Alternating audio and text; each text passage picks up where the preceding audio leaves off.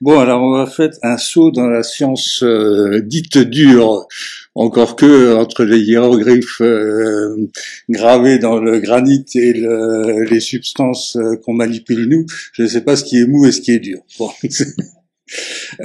guise d'introduction. Donc bon, c'est bon. D'abord, merci à Agnès de m'avoir invité à parler ici et de découvrir par la même occasion ce superbe lieu de la recherche montpelliéraine que je ne connaissais pas.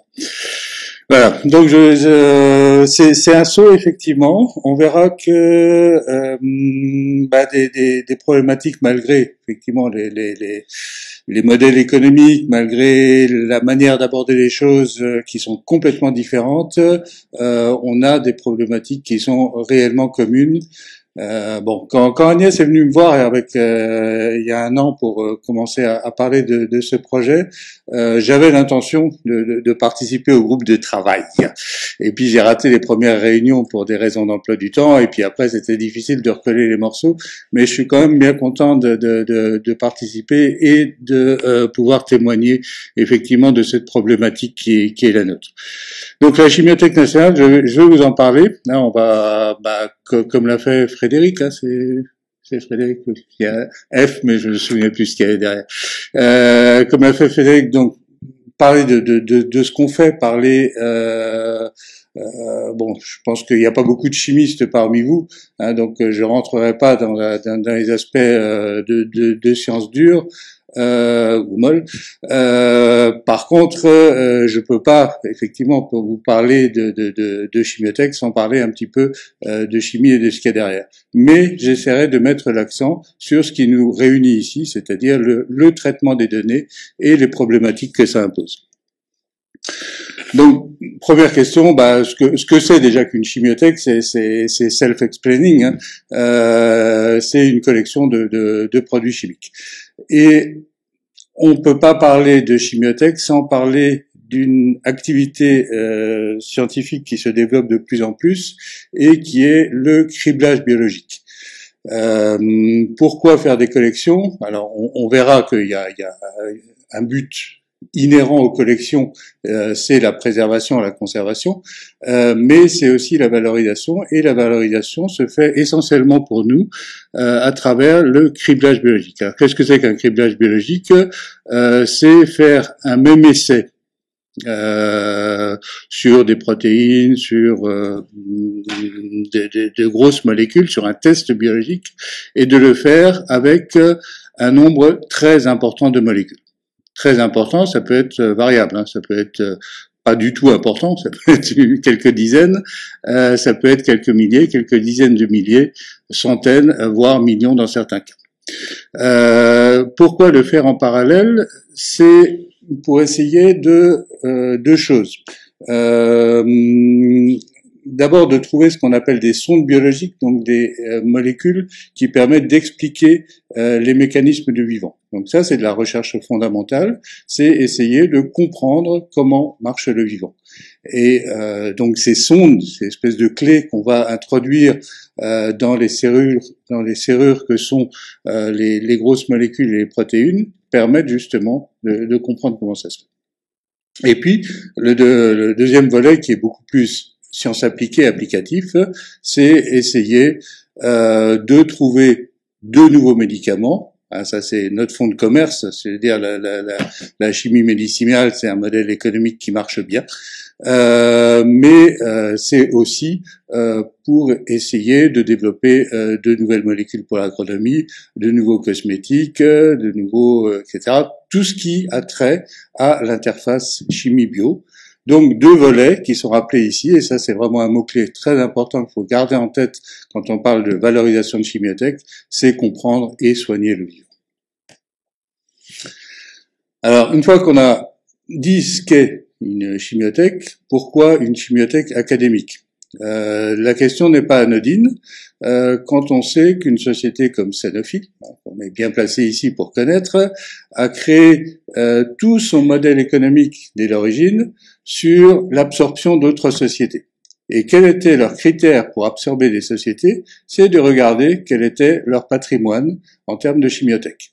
Et quand ils avaient une société qui était potentiellement intéressante, pop, je mets une OPA dessus, je l'absorbe, et c'est comme ça que Sanofi est devenu le numéro 1 mondial de la chimie pharmaceutique. Donc aux alentours, entre 90 et 2000, il y a un certain nombre de chercheurs en chimie, certains venant de l'industrie, certains étant restés dans le sérail académique, mais qui se sont dit, mais qu'est-ce qu'on a chez nous? C'est-à-dire, on a des milliers, des millions de molécules qui traînent dans les placards, et au bout de 10 ans qu'on les a, on sait plus trop quoi en faire, on sait pas trop quoi faire, et on paye très cher pour les éliminer. C'est aberrant quand on voit ce que font des sociétés comme Sanofi derrière avec leurs molécules. Donc, premier aspect, première volonté de créer une chimiothèque académique, c'est conserver le patrimoine chimique des laboratoires. Et puis, je vous le disais, une fois qu'on a opté cette préservation, il faut la valoriser, et la valoriser, donc chaque molécule qui a été synthétisée dans les laboratoires. Et puis, on est des équipes de recherche, développer des nouveaux partenariats, ça fait partie de notre culture, et c'est vraiment une partie importante dans le choix de développer des chimiothèques académiques. Inversement pour les biologistes, puisque je dis qu'on se situait toujours à l'interface chimie-biologie, cribler des... Ouais? Ah bon? Non, je voyais coucou.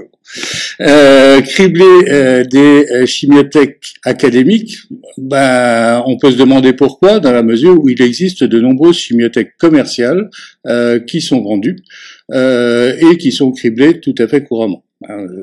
Pour en citer qu'une, il y a la chimiothèque dite Prestwick, qui est une chimiothèque actuellement elle a à peu près 1 millier de composés, qui sont tous des composés comment on dit, des produits élémentaires présents dans les médicaments. Donc, qui sont déjà approuvés par la Food and Drug Administration, qui sont déjà, etc. Et que la Prestwick rassemble de manière à ce que les gens puissent la tester pour réorienter, donner une seconde vie dans des applications diverses que ce pour quoi elles ont été conçues. Donc, il y a des chimiothèques académiques, il y en a de toute taille, il y en a plein. Des chimiothèques commerciales, pardon. Donc, pourquoi cribler une chimiothèque académique? C'est parce que les chimiothèques académiques, ça sort des laboratoires. Donc, c'est des molécules qui sont peu criblées et où le potentiel de découverte et de valorisation est beaucoup plus important. Elles sont beaucoup plus diverses que les chimiothèques parce que, on va parler de la chimiothèque nationale un peu plus tard, mais c'est évident que si on arrive à rassembler les molécules de tous les laboratoires de chimie académique français, chacun s'occupant d'une chimie différente, on a par essence, par nature, une chimiothèque complètement diverse. Et donc, elles sont peu testées. Voilà. La possibilité de collaborer donc avec des chimistes, et ça, c'est important quand un cribleur, quand un biologiste achète une chimiothèque commerciale, donc, et qu'il a une touche, on dit un hit en anglais, qu'est-ce qu'il fait? Pour chercher des analogues, pour faire de la pharmacomodulation, c'est-à-dire créer des molécules qui ressemblent, donc améliorer les effets bénéfiques de la molécule, diminuer les effets négatifs, il sait pas trop quoi faire. Donc c'est un modèle compliqué. Alors que dans une chimiothèque académique, c'est des collections derrière lesquelles il y a un savoir-faire de chimie.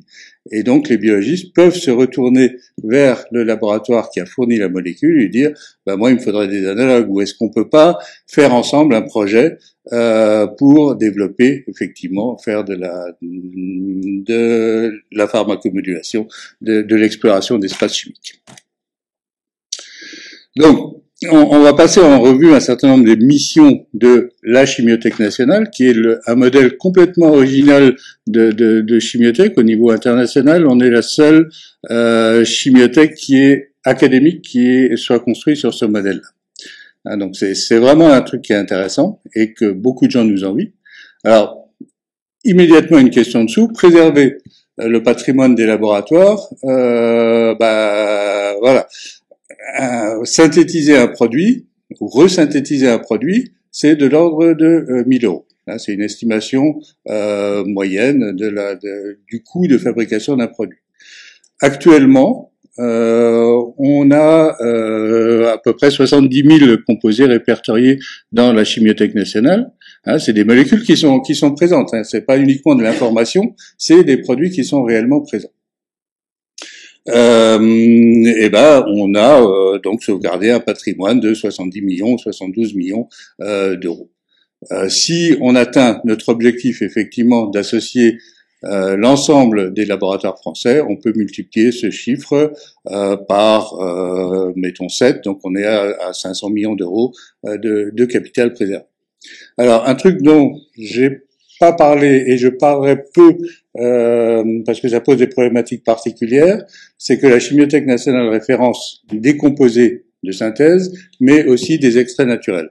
Il y a des gros laboratoires comme le Muséum d'Histoire naturelle, comme l'Institut de chimie des substances naturelles à Gif-sur-Yvette, qui sont spécialisés, qui vont donc dans tous les pays du monde, mais aussi en France, pour faire de la collecte systématique de végétaux, d'organismes marins, de champignons, etc., et qui en font des extraits. Ces extraits peuvent être conditionnés et impliqués dans des criblages.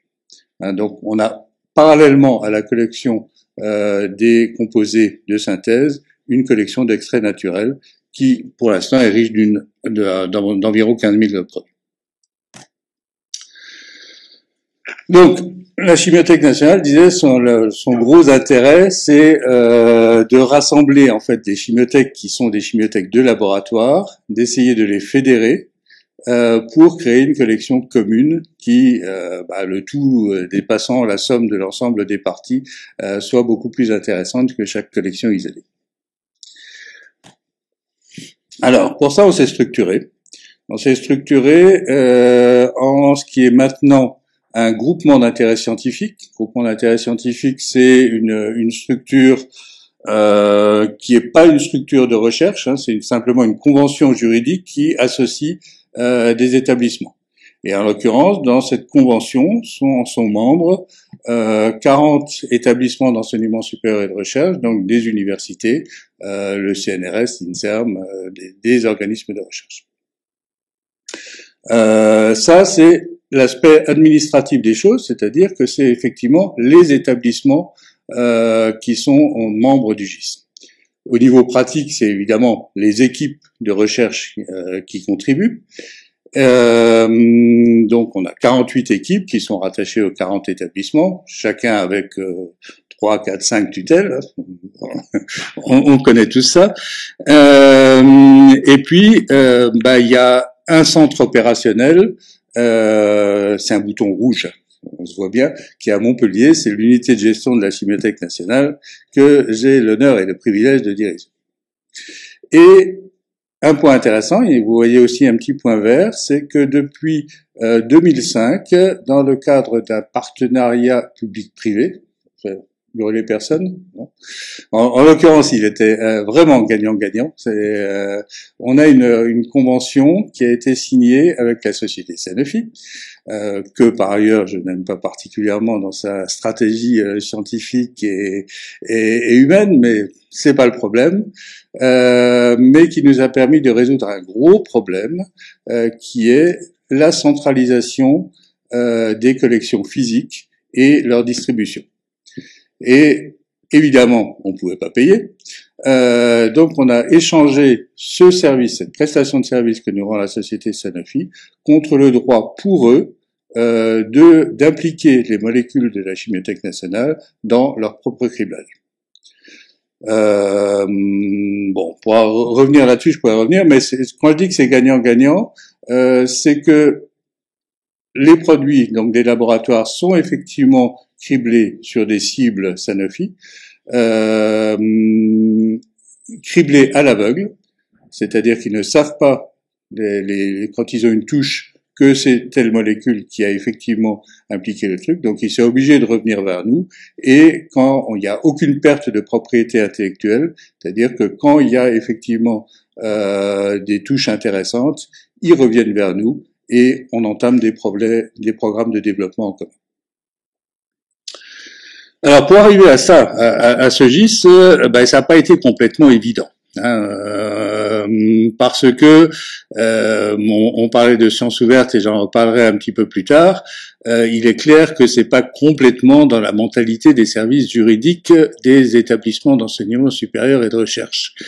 Et quand on a commencé à vouloir fédérer, à mettre ensemble les gens sur des clauses communes, ça a pris à peu près 2 ans.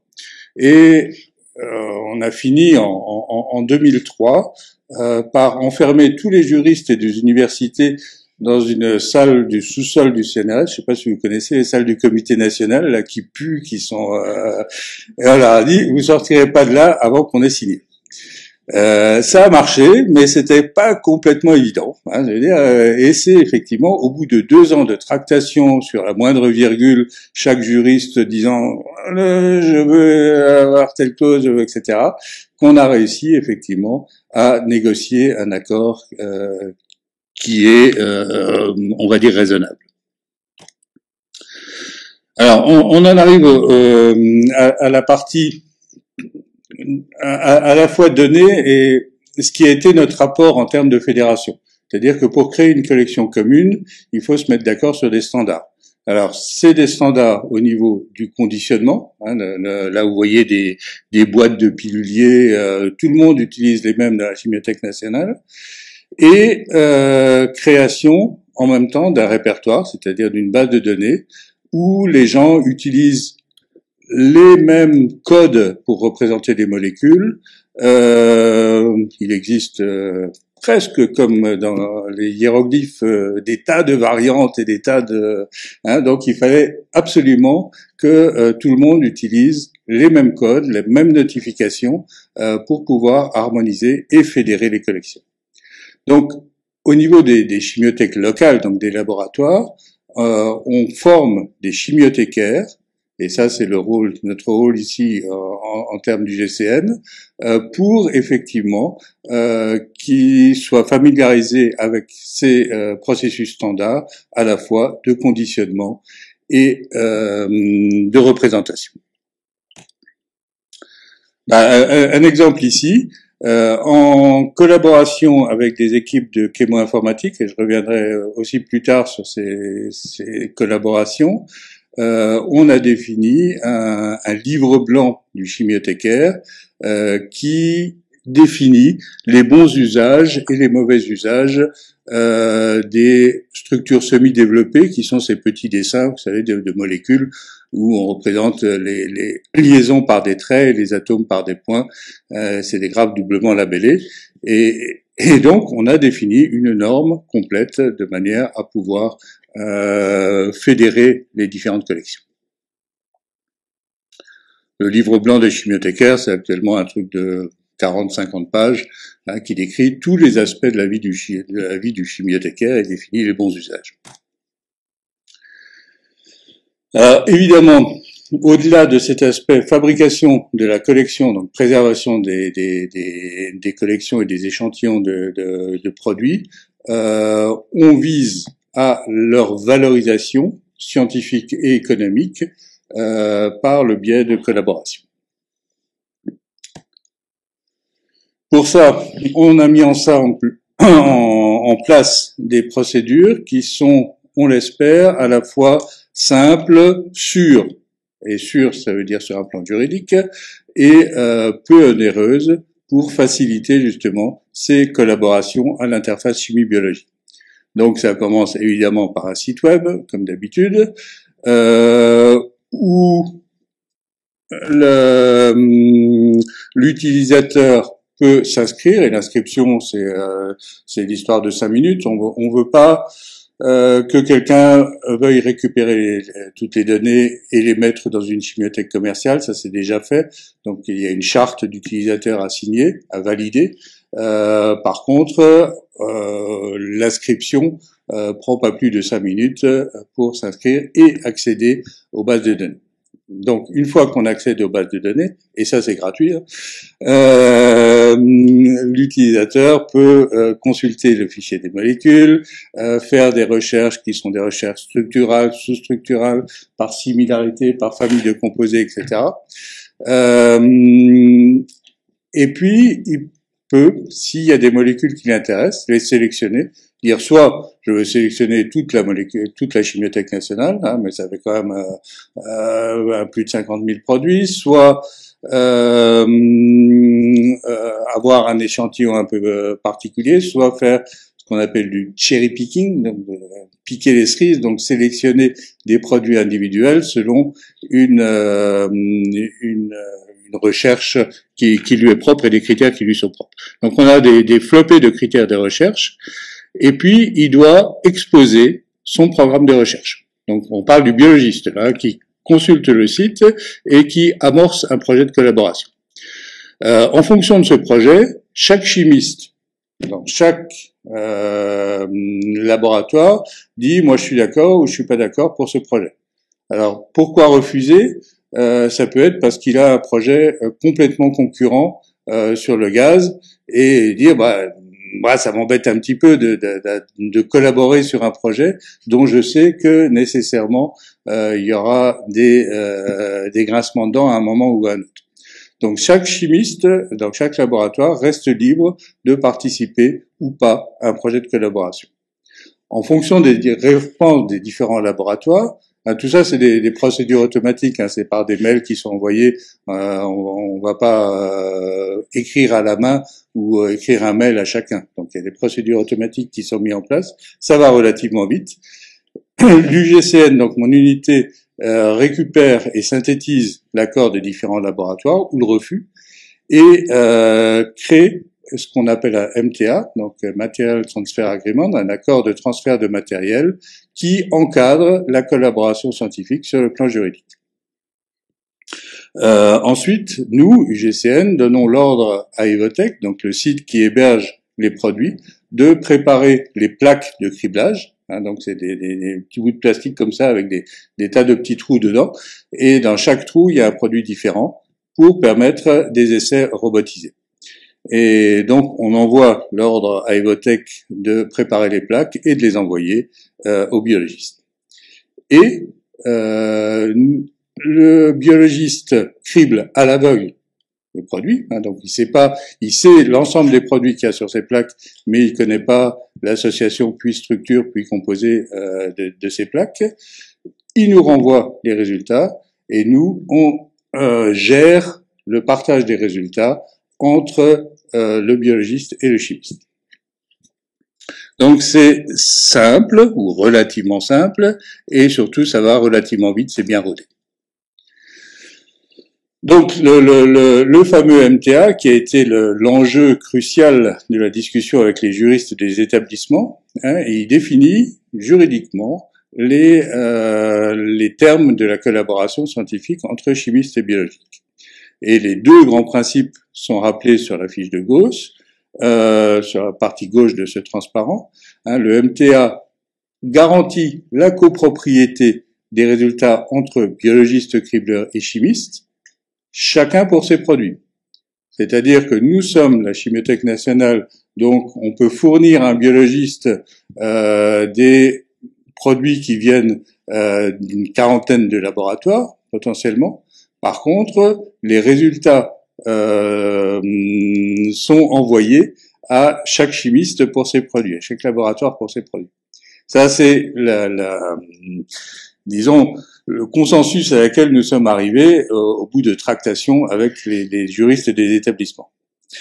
Et surtout, ce MTA garantit le droit de premier développement pour les contractants. Ça veut dire quoi? Ça veut dire qu'un criblage, c'est rien. Ça veut dire ça, c'est l'amorce d'un projet scientifique. Une fois qu'on a des touches sur un criblage, il y a un énorme travail à faire pour aboutir à un médicament ou une molécule effectivement exploitable.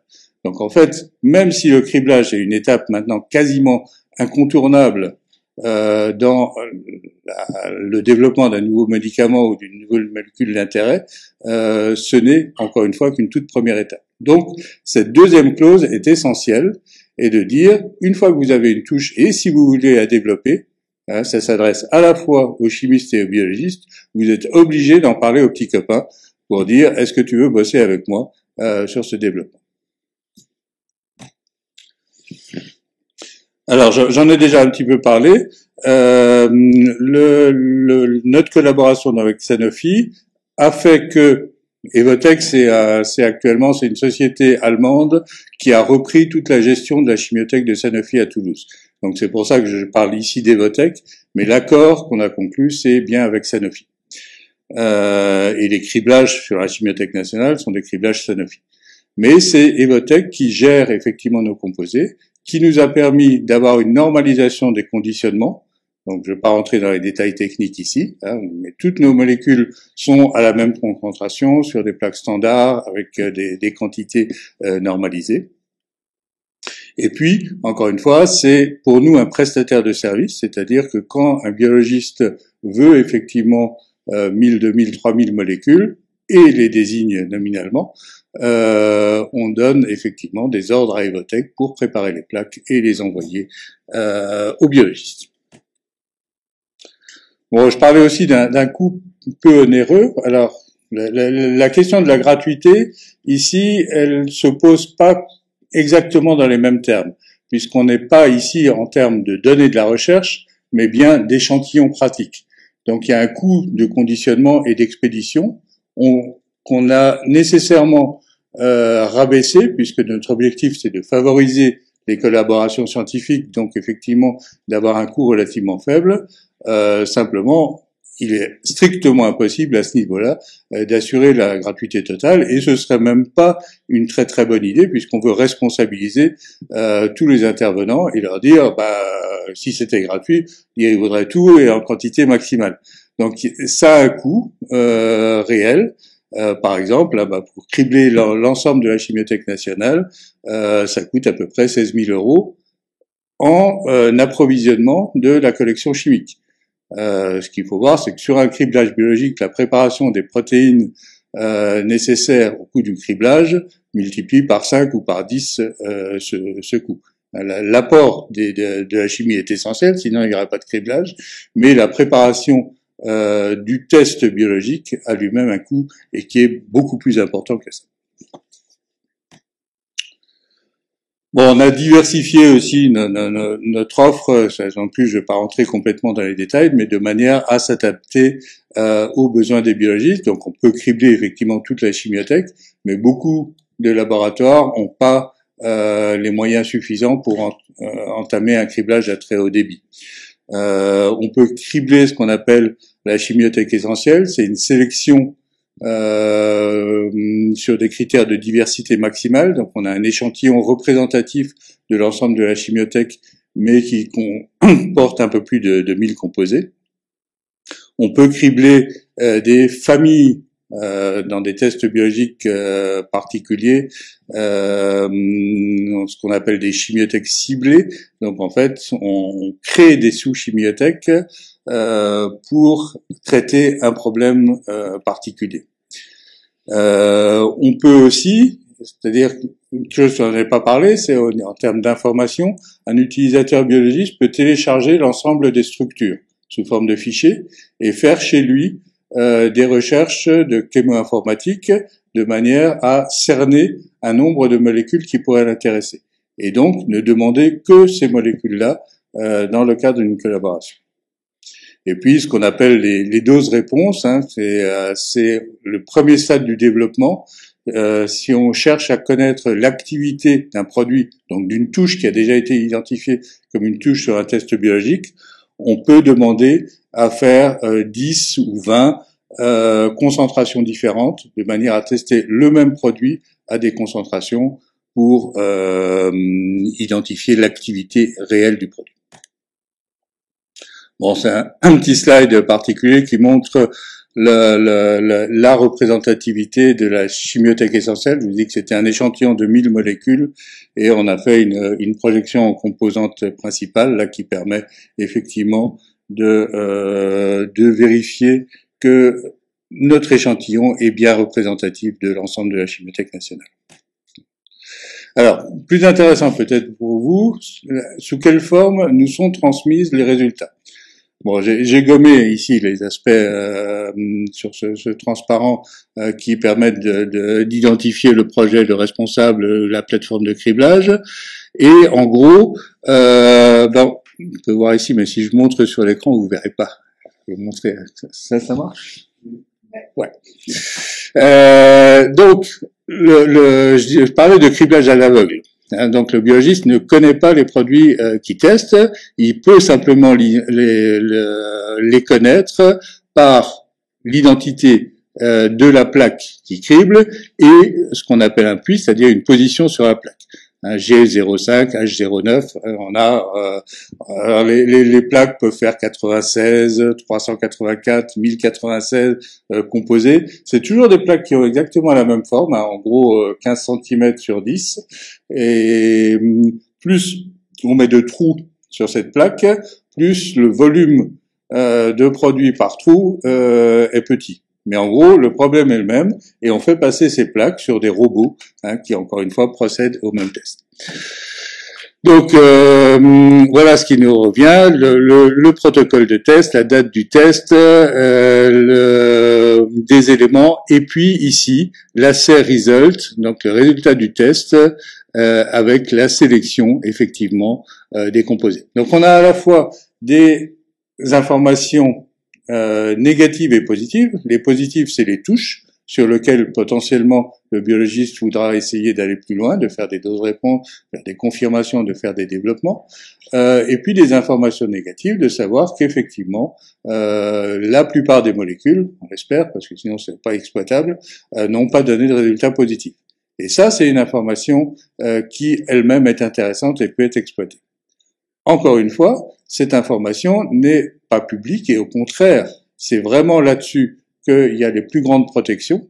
Nous, UGCN, en avons connaissance opérationnelle sur le point de puisqu'on est amené à les distribuer, mais avec des clauses de confidentialité très importantes. C'est là-dessus les vraies données de la recherche. Et donc, ce qui est dit dans le bas de ce transparent, c'est que à chaque étape du processus de collaboration, les chimistes ont suivent un processus de go-no-go, c'est-à-dire peuvent à chaque étape dire je vais plus loin ou je m'arrête là, ça m'intéresse pas.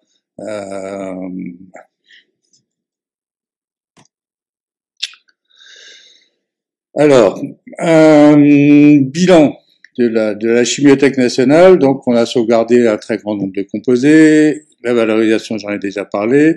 Depuis 2003, donc on a une production scientifique qui est relativement importante, donc 240 publications, 49 demandes de brevets, 150 réponses aux appels d'offres, et pour en revenir aux startups, puisque c'est un truc qui est très en usage par contre chez nous, pour le développement effectivement, la maturation d'un projet, on crée relativement facilement des startups sur une idée de base qui peut être une touche confirmée sur un projet intéressant.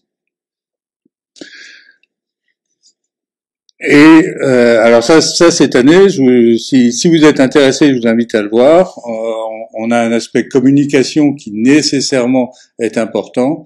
Donc on a publié sur le site de la Chimiothèque nationale sous forme de une slide par projet, un transparent par projet, une fiche par projet, des success stories, des histoires de réussite qui permettent effectivement de communiquer sur le fait qu'on a des résultats intéressants.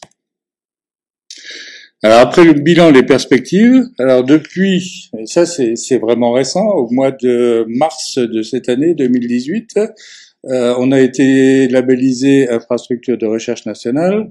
donc c'est une labellisation ministérielle, et on l'a pas eu au sein de la Chimiothèque nationale, ça n'avait pas de sens. Par contre, on a des collaborateurs privilégiés qui sont un réseau de plateformes de criblage au niveau national et un réseau qui est en cours de formalisation de laboratoires de chémo-informatique. Et donc, c'est nos collaborateurs de toujours, privilégiés. On bossait depuis très longtemps avec eux et on a monté un projet pour se mettre ensemble de manière à offrir à des utilisateurs biologistes une offre intégrée de services qui couvre à la fois les aspects chémo-informatiques, par exemple la sélection virtuelle de composés dans le cadre d'un projet, la fourniture effective de ces projets et des plateformes de criblage pour les laboratoires qui ne seraient pas équipés de robots qui permettent de mener les tests. Et de nouveau derrière, les chémo-informaticiens qui permettent d'interpréter les résultats et de les exploiter. Voilà, j'ai terminé mon exposé et j'avais préparé ce transparent-là et je vois, pour ouvrir le débat en termes de sciences ouvertes, que les grands esprits se rencontrent, ou au moins que c'est une préoccupation commune, cette question de sciences ouvertes. Agnès parlait tout à l'heure de notre ministre de la Recherche, pour ne pas la citer, Frédérique Vidal, qui a entamé cette année donc le plan national pour la science ouverte, et où elle disait, de manière très volontaire, la France s'engage pour que les résultats de la recherche scientifique soient ouverts à tous, chercheurs, entreprises et citoyens, sans entrave, sans délai, sans paiement. Donc, Agnès le rappelait tout à l'heure, c'est quelque part une logique que des fonds publics servant à financer la recherche, les résultats de recherche puissent être accessibles librement à tous les citoyens. On repose ici sur les fameux principes FAIR. Je pense que vous avez déjà entendu parler de ça: facile à trouver, accessible, interopérable, réutilisable, pour tout le monde. Et dans le même discours de Frédérique Vidal, on lit quelques mots plus loin, on voit: cette obligation sera limitée par les exceptions légitimes engendrées par la loi, par exemple en ce qui concerne le secret professionnel, les secrets industriels et commerciaux, etc., etc. Bon, pour moi, c'est vraiment une langue fourchue, des beaux principes de sciences ouvertes qui sont effectivement complètement justifiés par la morale et la politique au sens noble, les affaires publiques, mais qui dans la réalité sont confrontés à des questions économiques qui ne sont absolument pas réglées. Et surtout, qui imposent à nous, laboratoires de recherche, une schizophrénie totale, en disant: si on veut participer à un projet européen et financer d'européens, profiter de financement européen, on doit absolument avoir un petit paragraphe disant mes données seront libres et ouvertes, et en même temps nos tutelles, le CNRS en tête, mais les universités c'est pareil, nous obligent à penser pays en multipliant les structures de valorisation, les brevets, les SATT, on en parlait aussi, et à prendre des brevets pour valoriser la recherche. Donc, moi, j'ai pas de solution à ce principe-là, à cette opposition, mais c'est vraiment une question ouverte. Voilà. Merci.